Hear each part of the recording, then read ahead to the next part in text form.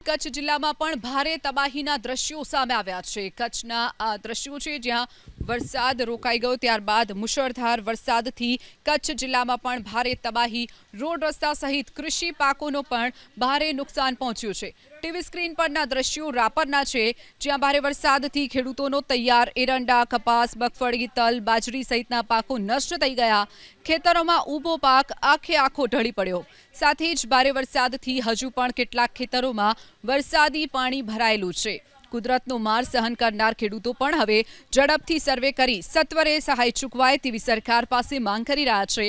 વરસાદ બાદ રસ્તો તૂટી જતા મોચીરવ અને રવેચી ગામ સંપર્ક વિહોણા બન્યા છે। ગ્રામજનોની હાલતને જોઈને પ્રશાસનની ટીમે પણ યુદ્ધના ધોરણે રસ્તો રિપેર કરવાની કામગીરી શરૂ કરી। આ તરફ કલેક્ટર આનંદ પટેલે પણ સ્થળ મુલાકાત લઈને અધિકારીઓને કામગીરી શરૂ કરવાની સૂચના આપી છે। જે પણ રસ્તો બંધ થયો છે તેને તાત્કાલિક રિપેર કરવા આરએનબી વિભાગને પણ સૂચના આપી દેવાઈ છે। સાથે જ વીજ પુરવઠો નુકસાનીનો સર્વે કરવા ખેતીવાડી અધિકારીઓને પણ સૂચના આપી દેવામાં આવી છે।